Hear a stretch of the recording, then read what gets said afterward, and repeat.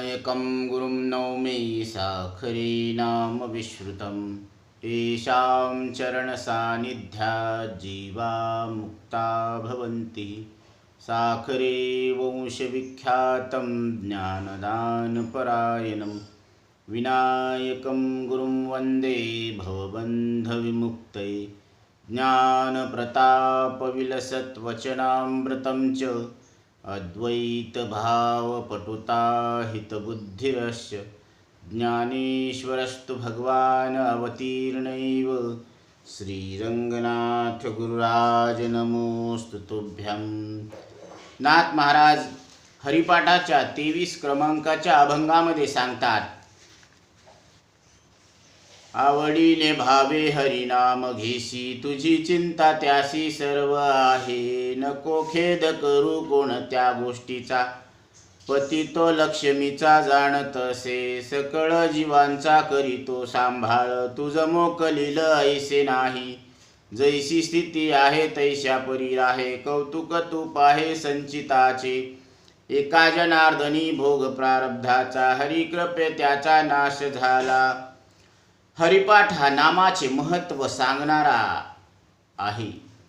अनेक युक्तींनी आतापर्यंत ते सांगितले। यात नाम व नामी यांचा अभेद सांगितलेला आहे। नामाचा प्रभाव नाम घेणाऱ्या म्हणजे ज्याचे नाव घेतो त्या नामीवर कसा पडतो, तो नामी या नामधारकावर कशी कृपा करतो हे सांगतात। ज्याचे नाव आपण घेतो तो त्या नामस्मरण भक्तीने आपल्या सर्व गरजा, साधकांची विघ्ने, अडचण कशा प्रकारे दूर करतो आणि असे करण्याचे सामर्थ्य त्याच्यात का आहे, या सर्वांचा विचार केलेला आहे। हे कळाल्यावर नामधारकाचे त्या नामावर प्रेम वाढत जाते। हे त्याचे मोठे फल आहे। म्हणून पहिल्या चरणामध्ये नाथ महाराज सांगतात, आवडीने भावे हरिनाम घेसी, तुझी चिंता त्याशी सर्व आहे। हरीचे नाव घेण्यात आवड व भाव असावा। आवड असल्यावर निवड करत असतो। आसार संसारातून सार नाम निवडावे लागते आणि निवडल्यावर सवड काढत असतो, वेळ काढत असतो। यया आठा प्रहरा माझी, मोटके निमिष देत जाय। थोडा वेळ नाव घेण्यासाठी काढतो। आवड असल्यावर लाज नसते त्याच्यामध्ये। ज्ञानोबराय सांगतात, आवडी आणि लाजवी, पिसे आणि न भुलवी, व्यसन आणि शिनवी तरी ते काही। पिस लागल्यावर भूल पडत असते, व्यसन किंवा सवय असल्यावर शीन वाटत नाही। लॉकडाऊनमध्ये तंबाखू खायला बाहेर गेला, त्याला पोलिसांनी चांगले धुतले, पण त्याचा शीन त्याला वाटला नाही, कारण त्याने पडलेला तोटा घेतला। त्याला सवय लागलेली होती। तसे नामाची आवड असल्यावर नाम घ्यायला तो लाजत नाही। आवडीने भावनापूर्वक हरिनाम घेतले तर ज्याचे नाम आपण घेतो तो लक्ष्मीपती आहे। सर्व जीवांचा सांभाळ करणारा सर्वज्ञ आहे। तो आपली सर्व प्रकारे चिंता करील। यात नाव कसे घ्यावे हे सांगितलेले आहे। नववधू पतीचे नाव घेते व बाकीच्यांचे सुद्धा घेते, पण पतीचे नाव घेताना आयण्यात घेत असते, तो भाव वेगळा आहे। आणि बाकीचे सासू सासरा दीर यांचे नाव सांगण्यात वेगळा भाव असतो। तसे संसारात सगळ्या पदार्थाची नावे आपण गरजेनुसार घेतो, पण त्यात आवड, प्रेम, भाव असतेच असे नाही। आणि स्त्री पुत्रदिकांच्या ठिकाणी आपलेपण, आत्मीयता असल्यामुळं आपण त्यांचे नाव घेताना एक वेगळीच भावना असते आपल्या अंतःकरणात। तसेच हरिनाम घेतानाही आवड, भाव, प्रेम पाहिजे। हरिनाम हे भक्तीचे साधन आहे। भावेविन भक्ती, भक्तीविन मुक्ती, बळेविन शक्ती बोलू नये। ज्ञानोबराय सांगतात की प्रेमाविन भजन, नाकाविन मोती। जसं शूर्पणखेला मोती आवडत नव्हता, कारण तिला नाकच नव्हती। लक्ष्मणाने तिचं नाक कापलेलं होतं. प्रेम असल्यावर भजन आवडत नाही. आता नाम आणि नामीत अभेद आहे, तर नाम घेतल्यावर नामी श्रीहरी भेटलाच पाहिजे. तर तिथे भाव असो का नसो असं वाटतं. पण ज्याला हरी आणि नामाचा अभेद माहीत असतो त्यालाच नामावरून हरीचे ज्ञान होते, आणि ज्याला माहीत नसते त्याला हरी म्हणल्यावरही हरीचे ज्ञान होत नाही. नाम हे वाचेने घेतले जाते, आणि वाचा ही कर्मेंद्रिय आहे, त्याला ज्ञान होत नाही. म्हणून भाव, भक्ती, प्रेम हे अंतकरणाचे सात्विक परिणाम आहेत. त्या अंतकरणाची ज्ञान ही वृत्ती आहे. विषय घेताना नामीशी संबंध आला म्हणजे वाच्य जो नामी आहे त्याचे यथार्थ ज्ञान होते. म्हणून सर्व संतांनी नाम घेताना प्रेम, भाव, स्मरण, अनुसंधान पाहिजे असे आग्रहाने सांगितलेले आहे. करा विठ्ठल स्मरण, नामरूपी अनुसंधान, जाणोनी भक्ता भवलक्षण, जघन प्रमाण दावितसी. तुकोबराय सांगतात, भावे गावे गीत, शुद्ध करोनिया चित्त, तुझ व्हावा आहे देव तरी सुलभ हा उपाव. भाव नसताना दंभाने किंवा लौकिक कामणीने भक्ती केली तर ती निरुपयोगी व फलशून्य होते. शुद्ध भावे विन जे भक्ती, तेची दांभिक जाण निश्चिती, ते अपरिपक्व आहे प्राप्ती. जीवी लोकड जाती मुगांची, मुगाच्या धान्यामध्ये काकड मूग म्हणून एक जात आहे. तो मूग कितीही शिजवला तरी शिजत नाही. त्याप्रमाणे भावशून्य भक्ती व्यर्थ आहे. भावा वाचून भक्ती करणे म्हणजे पंख असून दृष्टी नसलेल्या गरुड पक्षाप्रमाणे व्यर्थ आहे. तो कुठपर्यंत जायचं हे त्याला कळत नाही. तो आकाशामध्ये उंच भरारी घेतो. माझा भाव नाही जिव्हारी, आहाच वहाच माझी भक्तीवरी, तो आंधळ्या गरुडाचे परी, उडे परी निर्धारी स्थान नेणे. निश्चित असं ठिकाण त्याला सापडत नाही. ज्ञान ध्यान उपासकता, हे गौन जाण सर्वथा, देव भावाचा भोगता, भावे तत्वता देव भेटे. देव भावाचा भुकेला आहे म्हणून सोडून या वैकुंठासी, संत सदनी राहिला, देव भुलला भावासी. म्हणून आवडीने भावाने हरिनाम घेणे म्हणजे माझे नाम ज्याचे वदनी, माझे कीर्ती ज्याचे श्रवणी, माझा भाव ज्याचे मनी, ज्याचे करादी चरणी क्रिया माझी, जो जागृती माझी पाहे माते, जो स्वप्नी देखे मज एकाते, जो मज वेगळे चित्तरिते, न राखे निश्चिते निजनिष्ठा. यापरी भजन स्थिती, त्रिगुण विकार मावळती, तेने अहंकाराची निवृत्ती, विषयासक्ती निर्दळे. येथे आवडीने भावे अशी समानार्थी शब्द आहेत.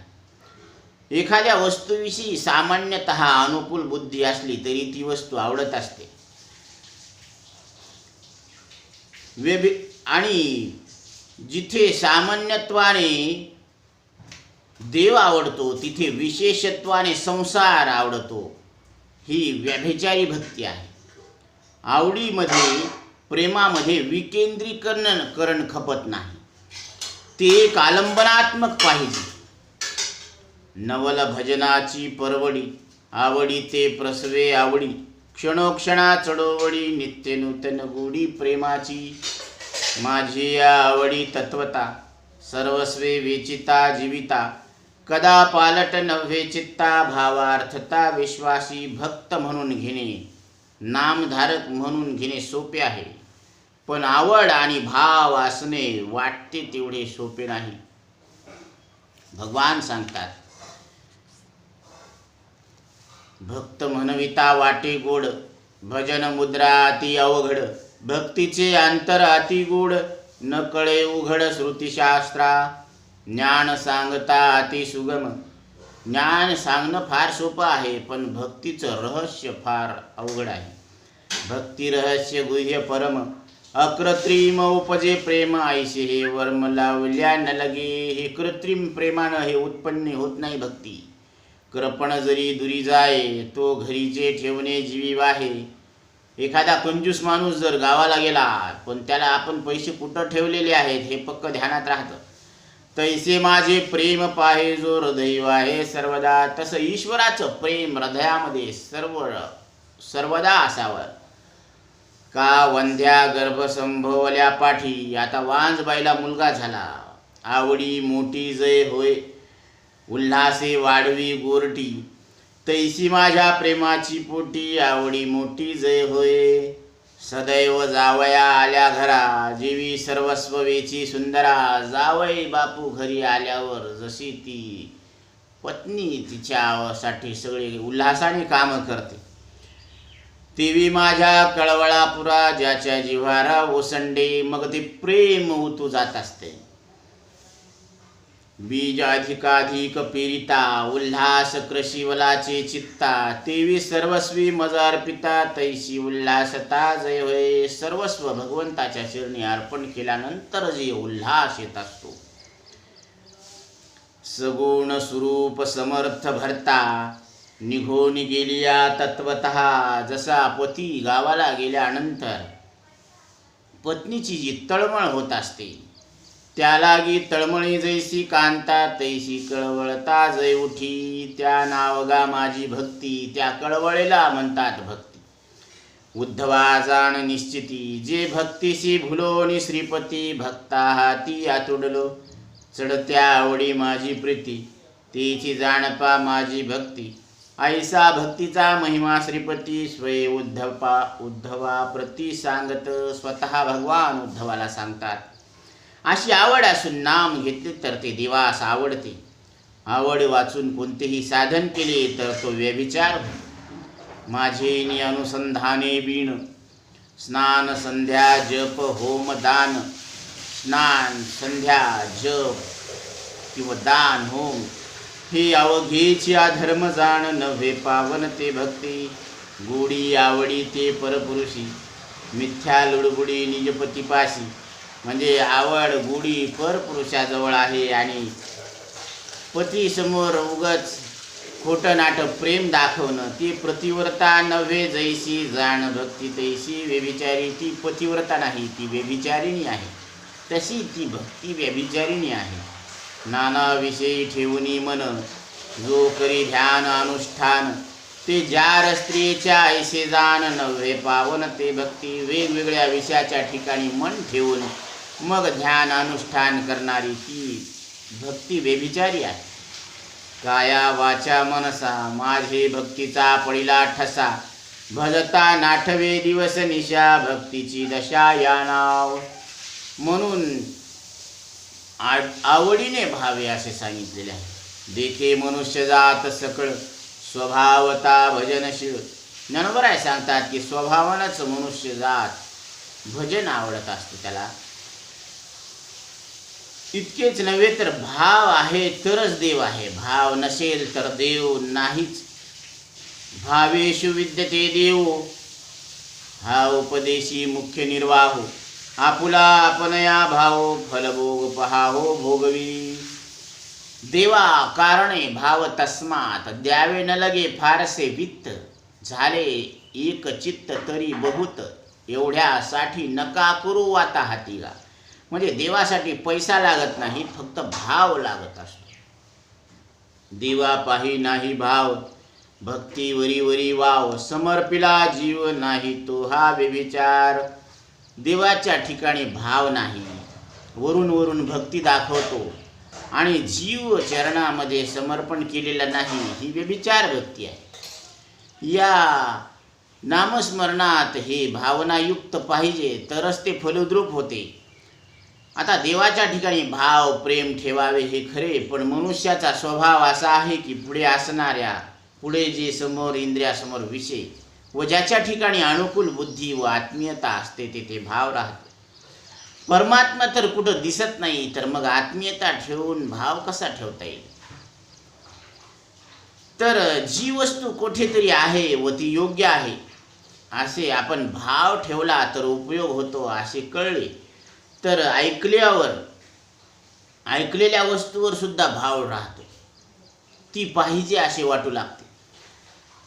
ऐकलेल्या वस्तूवर भाव राहतो, ती पाहिजे असे वाटू लागते. म्हणून रुक्मिणी मातेनं भगवान श्रीकृष्ण परमात्म्याला कुठं पाहिलं, पण त्यांचं वर्णन ऐकून त्यांच्या प्राप्तीचा भाव ठेवला आणि त्यांनी पहिलं प्रेमपत्र भगवान श्रीकृष्ण परमात्म्यांना लिहिलं की तुम्ही या आणि मला इथून घेऊन जा. मग सर्व संतांनी प्रथम हरीचा साक्षात्कार होऊन मगच त्यांच्यावर भाव ठेवला का? मग जर प्रथम साक्षात्कार झाला तर भाव ठेवण्याचे फळ तरी काय आहे? तर वेद, शास्त्र, पुराणे, ऋषी, मुनी, साधू, संत सतत श्रीहरीचे स्वरूप प्रतिपादन करतात. गुण कीर्तन, लीला कीर्तन, नाम कीर्तन करत असतात. ज्याचे अंतर्यामित्व, व्यापकत्व, सच्चिदानंद रूपत्व, तसेच शरणागत वत्सलता, दयालुता, कृपाळुता इत्यादी अनेक गुणांचे वर्णन करतात. निर्गुण निराकाराच्या ठिकाणी श्रद्धा ठेवणे शक्य झाले नाही, तर भक्तांनी वर्णन केलेल्या सगुण साकाराच्या ठिकाणी भाव, विश्वास ठेवून भजन करावे. ऐकिले कीर्ती संताच्या वचनी, तरी हे ठाकोनी आलो स्थळ. कीर्ती ऐकोनी आलो शरणागत, दासाचे तू हित करीतोसी. भगवान श्रीकृष्ण सांगतात, उपासना कांडीचा निर्वाह, मी सर्वाभूती देवादिदेव. हा ज्यासी न कळे मुख्य भाव, त्याशी मूर्ती निर्वाहो ज्योतीला. हो का माझी प्रतिमा मूर्ती, तेही मी चिदात्मा निश्चिती. तीर्थ करिता भावे भक्ती, भक्त उद्धरती उद्धवा. अशा या भावयुक्त नामस्मरणाचे फल महाराज सांगतात, तुझी चिंता त्याशी सर्व आहे. मनुष्य प्राण्याच्या ठिकाणी चिंता हा एक स्थायी भाव आहे. जी वस्तू आपल्याजवळ नसेल व जिची जीवनात अत्यंत आवश्यकता वाटते, ती अनायासे न मिळाली, प्रयत्न करून जर मिळाली तर जी वृत्ती निर्माण होते तिला चिंता म्हणतात. तसेच मिळालेली वस्तू आपल्याजवळ होते, अहर्निशी असावी, रात्रंदिवस असावी, अशी तिच्या रक्षणाची चिंता. हा असा विकार आहे की कितीही भोग विषय, ऐहिक पारत्रिक विषय प्राप्त झाले तरी काहीतरी अप्राप्त आहे असे वाटतच असते. त्याच्या प्राप्तीची व रक्षणाची व भोक्ताच्या मरणाची, तसेच भोक्तृ संबंधी जे असेल त्याच्या रक्षणाची चिंता मनुष्य करत असतो. कित्येक भवस्वर्गाला उबगलेले विवेक वैराग्यवान साधक भक्त हे सांसारिक भोगादिकांची चिंता करत नाहीत. पण आपला उद्धार कसा होईल, भगवान दर्शन देईल का, श्रीगुरु भेटतील का, हे अज्ञान व तत्कार्य संबंध दूर होईल का, अशी आध्यात्मिक चिंता करणारे सुद्धा साधक आहेत. तुकोबराय सांगतात, काय मी उद्धार पावेन, काय कृपा करील नारायण. ऐसे तुम्ही सांगा संतजन, करा समाधान चित्त माझी. काय हे खंडईल कर्म, पारुषतील धर्माधर्म. कासयान ते कळेल वर्म, म्हणून श्रम वाटत असे. ऐशी चिंता करी सदा सर्व काळ, रात्रंदिवस हेची तळमळ. तुका म्हणे नाही आपुले बळ, जेणे फळ पावेन निश्चयशी. कै कृपा करील गोविंद, कै तुटे भवबंध. कै देखेन तो निजबोध, परमानंद जेणे होय. जैसी जीवना वेगळी मासुळी, तैसा बोधा लागी तळमळी. प्रेम पडी भराच्या मिळी, देहन सांभाळी सर्वथा. कित्येकांची अशी ईश्वर विषयक चिंता असते. सांसारिक व आध्यात्मिक चिंतेचा विचार केलेला आहे. इथे संसारामध्ये ज्याच्या चिंतेचे निवारण त्यालाच करावे लागते, दुसरा कुणीच करू शकत नाही. आणि केला तरी सर्व अंशाने होत नाही. एक चिंता गेली की दुसरी चिंता होत असते. जो जीव दुसऱ्याच्या चिंतेच्या निवारणाकरता प्रवृत्त होतो, तोही जीवनच असल्यामुळे त्यालाही स्वतःच्या अनंत चिंता असतात. आम्ही आवडीने देवाचे भजन केले तर आम्हाला देव आवडणे योग्य आहे, पण आमची चिंता देव कसा करील? तर महाराज सांगतात, म्हणाल भक्त केवळ वेडी, तुझ्या भजनी धरिती गोडी, परी तुझ तयांची आवडी, नसेल गाढी अतिप्रीती. त्याला आपल्याला वाटतं की आपण देवाची चिंता करतो, पण देव आपली चिंता कशी करेल? तर तेवी भक्ता जेवी गोचिडा आवडे म्हशी, परी गोचिड नावडे तिसी. गोचिडाला म्हैस आवडत असते, पण म्हशीला गोचिड आवडत नाही. तेवी भक्ताची प्रीती तुझ सरीशी, तुझ त्याची प्रीती नसेल. तसं भक्ताला देवावर प्रेम असतं, पण देवाचं आपल्यावर प्रेम असेल का नसेल? ऐसा अशंकेचा अभिप्राव, तेची अर्थी सांगत आहे देव. भजनी भक्तांचा शुद्ध भाव, तेथ मजही पाहो अतिप्रीती. जिथं भाव आहे, शुद्ध भाव आहे ज्या भक्तीमध्ये, तिथं निश्चितच तिथं देव असतो. जो जैसा मज कारणे, मी तैसाची त्या कारणे. भक्त अनन्य मज कारणे, मीही त्या कारणे अनन्य. हरीचे ठाई प्रीती ज्या जैसी, हरीची प्रीती त्या तैसी. जे अनन्य हरिपाशी, हरी त्याशी अनन्य सदा. ये यथा मां प्रपद्यन्ते, तांस्तथैव भजाम्यहम. तुका म्हणे येथे पिसे, तेथे तैसे असेल. भाव जैसा तुम्ही माझ्या ठाई धरा, तैसाची मी खरा तुम्हा लागी. व्यवहारामध्ये दोन व्यक्तीमध्ये जेव्हा आत्मीयता निर्माण होते, तेव्हा समर्थ व्यक्ती दुर्बळाचे सर्व प्रकारे रक्षण करतो. त्याप्रमाणे नामस्मरण करणाऱ्या भक्ताविषयी देवाचे ठिकाणी अत्यंत आत्मीयता असते. असं नाथ महाराज सांगतात, कीर्तनी हरीची आवडी कैसी, वत्सा लागी धेनु जैसी. कान विसंबे जीवी माशी, मोहळाशी क्षणार्ध. मोळाची माशी त्या मोहळाला सोडून क्षणभर राहत नाही. देवी नाम स्मरतया भक्ता, अतिशय आवडी अच्युता. दासांची अणुमात्र अवस्था, निजांगी सर्वथा निवारी स्वये. म्हणून भक्ताची चिंता देवास आहे असे म्हटलेले आहे. जीवी तान्हया लागी माता, तेवी भक्तांची मज चिंता. त्यांची सेवा ही करिता, मी सर्वथा लाजेना. देव तिथं मग भक्ताची सेवा करण्यात लाजत नाही. म्हणून अर्जुनाचे घोडे धुतले. प्रेमभाव यांची सामर्थ्य अगाध आहे. जया देवाची पाहता थोरी, विश्व परमाणू ही दशा नदरी. हे विश्व आहे का हा परमाणू, ही अवस्था पाहत नाही. तो भावाची सरोभरी नव्हेची काही. भाव बळ देवालाही जिंकू शकते. आम्ही प्रेमाचे पाहुणे, भावार्थाचे आंदणे. म्या अनन्याची सेवा करणे, जीवे प्राणे सर्वस्वी.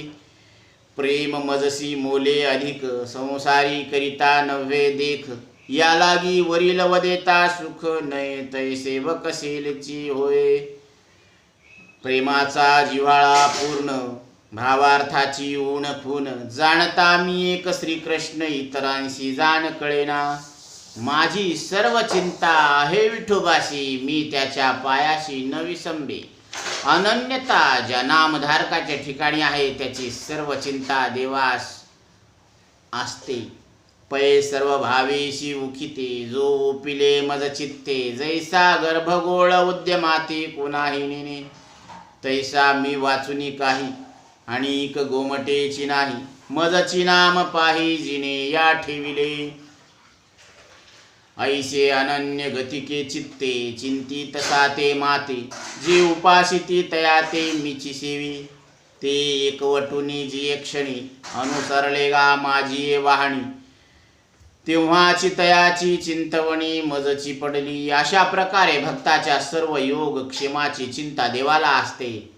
भक्ताच्या उद्धाराची चिंता सुद्धा देव करतो. म्हणून निगा भक्ता, नाही एकही चिंता. तया ते समुद्धर्था अथेमी सदा. अशा प्रकारे सर्व ऐहिक पारत्रिक चिंता देवास असते. मागे पुढे उभा राहे सांभाळीत, आलिया घात निवाराया. निर्वाणी गोविंद असे मागे पुढे, काहीच साकडे पडो निधी. या आशयाने नाथ महाराज तुझी चिंता त्याशी सर्व आहे असं आता कोणाला वाटेल. देवास भक्ताचे दुःख, भय, अन्य आपत्ती, बाह्य व आंतरक्लेश कसे कळतात, तर दुसऱ्या चरणामध्ये नाथ महाराज सांगतात, नको खेद करू कोणत्या गोष्टीचा, पती तो लक्ष्मीचा जाण तसे. खेद म्हणजे खिन्नता, हा एक मनाचा विकार आहे. मनाच्या प्रतिकूल काही घडू लागले म्हणजे जे नको आहे ते मिळाले व जे आपल्याला पाहिजे ते आपल्यापासून दूर गेले म्हणजे खिन्नता येते. ती अनेक प्रकारची असते. तर महाराज सांगतात तुझ्या दुःखाची, क्लेशाची त्याला पूर्ण कल्पना आहे. तो लक्ष्मीपती आहे, तो अंतर्यामी आहे, सर्व जाणणारा, सर्वज्ञ आहे. लक्ष्मीपती या विशेषणाने देवाचे यश, श्री, औदार्य, ज्ञान, वैराग्य, ऐश्वर्य इत्यादी षडगुण सुचवले आहे. भगवंताखेरीज इतरत्र हे गुण पूर्णत्वाने अन्य ठिकाणी दिसत नाही. लौकिक आर्थिक अडचणी भक्तास आल्यास तो लक्ष्मीपती असल्यामुळे त्या दूर करण्यास अशक्य नाही. कारण सुदामदेवाला सुवर्णनगरी देऊन त्याचे दारिद्र्य दूर केले, ध्रुवाला आढळपद प्राप्त करून दिले, उपमन्यूला वाटीभर दुधाकरता क्षीरसागर दिला, अशा कथा प्रसिद्ध आहेत. भक्ताला आपली दुःखे देवापुढे सांगावीही लागत नाहीत. परमात्मा सर्वज्ञ व समर्थ असल्याने ती सर्व दुःखे सहजच दूर करतो. तो म्हणून तिसऱ्या चरणामध्ये नाथ महाराज सांगतात, सकळ जीवांचा करीतो सांभाळ, तुझ मोकलील ऐसी नाही. तो परमात्मा या सर्व विश्वाचा सांभाळ करतो, मग तुलाच कसा तो दूर लोटेल. उपनिषदामध्ये सुद्धा सांगतात, येन जाता आणि जीवंती, म्हणजे ज्याच्यामुळे हे सर्व जीव जगतात असे म्हटलेले आहे. भगवान अर्जुनास सांगतात, मीची गा पांडवा या त्रिभुवनासी बोलावा, सृष्टिक्षय प्रभावा मूळते मी, त्रैलोक्य पाळिता उबगला नाही, आमुचे त्या काही असेल ओझी, पाषाणाची पोटी बैसला दरदूर, तयामुखी चारा कोण घाली. दगडामध्ये जो बेडूक बसलेला आहे त्याला कोण चारा देतो. पक्षी अजगर न करी संचित, तयाशी अनंत प्रतिपाळी. अजगर एके ठिकाणीच पडून राहतो, त्याला कोण देत असतं मग जेवण. त्याचं सुद्धा पालन भगवान करत असतात. तुका म्हणे तया भार घातलिया, उपेक्षिना दया सिंधू माझा. कैमुक्तिक न्याय म्हणजे जो सर्व जगाचा पोषण करता आहे तो आपल्या भक्ताची उपेक्षा कशी करेल. जी कामधेनू आपल्या सामर्थ्याने जगाचे साकडे फिडू शकते, त्या कामधेनूचे वासरू भुकेले राहील काय. तुका म्हणे ऐसा कोण उपेक्षिला, नाही ऐकिला ऐसा कोणी. भक्ता नारायणानुपेक्षी सर्वथा, कृपावंत ऐसे कळू आले. हे सर्व जरी खरे आहे तरी मनुष्य स्वभाव तळमळ करत बसण्याचाच असतो. दुःख, भय, क्लेश इत्यादिकांची कारण परंपरा त्याला अवगत नसते. वास्तविक तो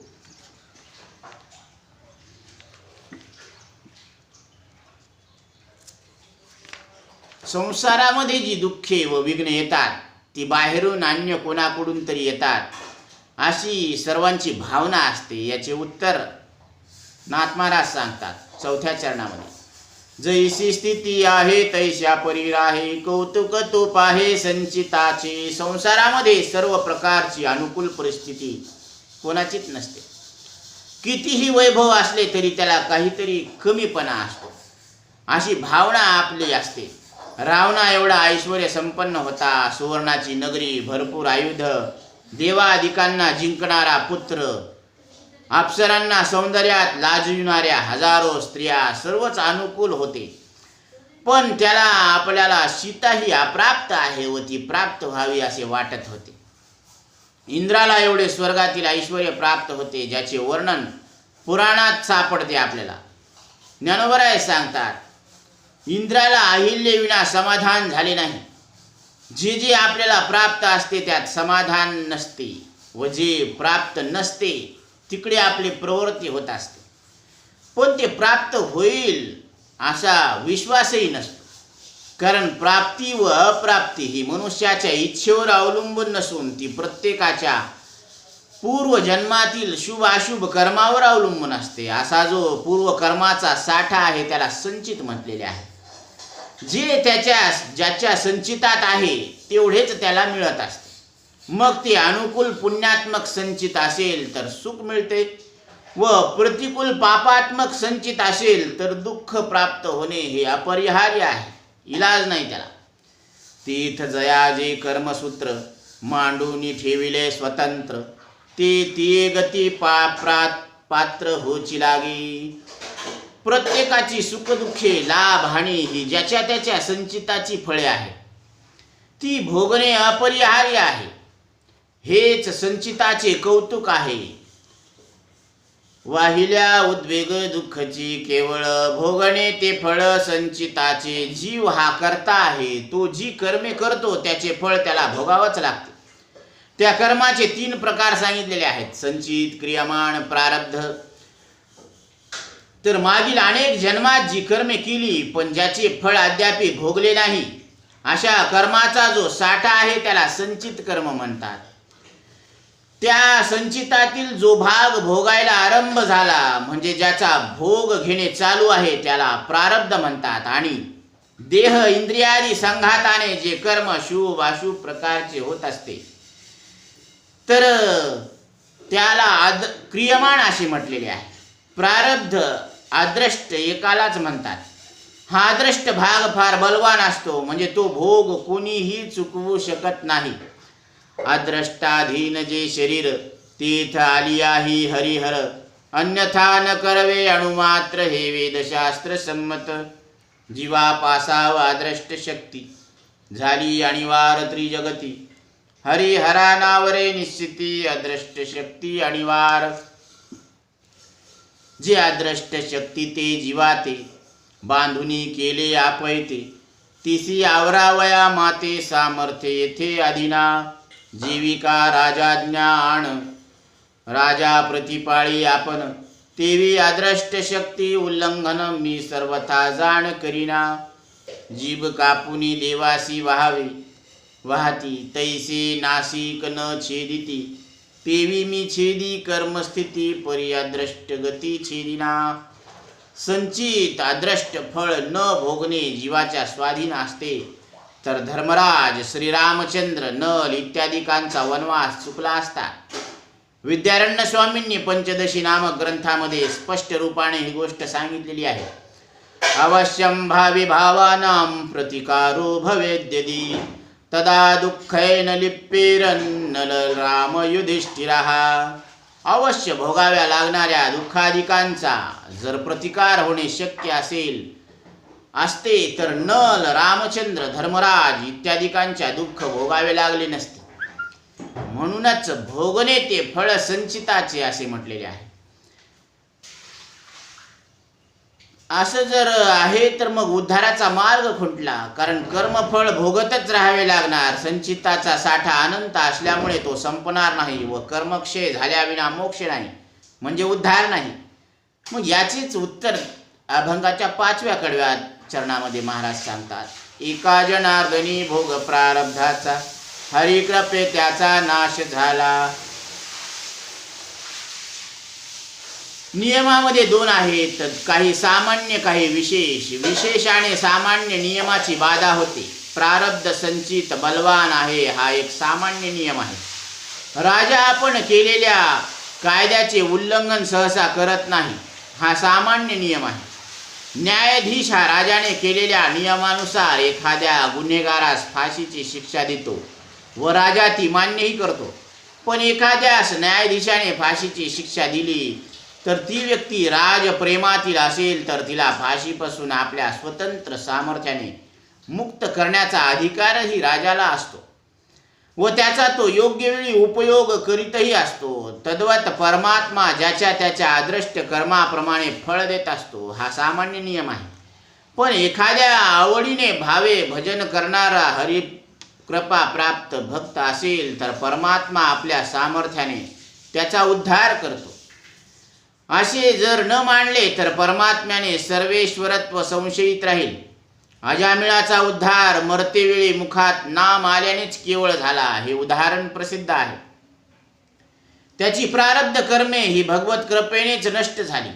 सुदामाचे प्रारब्ध दरिद्रपणाचे होते, ते न संपणारे होते. त्या सोन्याची नगरी ज्याने त्याचे प्रारब्ध दूर करून श्रीहरीने दिली, त्याच्या अदृष्टातच सोन्याची नगरी होती असे म्हणता येणार नाही. तसे म्हटले तर त्याच्या भक्तीला व हरी कृपेला मूल्यच राहणार नाही. तसेच ध्रुवाला आढळ प्राप्तीचे प्रारब्ध नव्हते. तो तर बापाच्या राज्यापासूनही वंचित झाला होता, पण श्रीहरीने त्याला त्या दुष्ट प्रारब्धाचा नाश केला व आढळपद दिले असेच म्हणावे लागेल. दुसरा प्रकार असा सांगितलेला आहे की प्रारब्धात बल दुर्बल असा भेद आहे. प्रारब्ध दुर्बलाचा बाध करते. भगवत कृपेने पूर्वीच्या दुर्बल प्रारब्धाचा बाध करणारे असे एक प्रबल प्रारब्ध निर्माण होते. परमात्मा कर्तुम अकर्तुम अन्यथा अकर्तुम समर्थ असल्यामुळे त्याला आपल्या प्रिय भक्तांना दुर्धर प्रारब्ध कर्मबंधनातून सोडवता येते. म्हणून तुकोबराय प्रार्थना करतात देवाची, धर्माची तू मूर्ती, पाप पुण्य तुझे हाती, मज सोडवी दातारा, कर्मापासूनी दुस्तरा, पर्येसी गव्हारा सादर, कर्मे निर्वंश झाले सगर. देव दानव मनुष्य हे सर्व कर्माचे कसे बांधलेले आहेत हे सगळे सांगून ज्ञानोबराय सांगतात. बाप रखमा देवीवरू विठ्ठला शरण, केली कर्मे निवारे नारायण असे म्हटले आहे. म्हणून प्रारब्ध भोगाचा हरी कृपेने नाश झाला असे इथं नाथ महाराज सांगतात. पुंडलिका वरदे हरी विठ्ठल श्री ज्ञान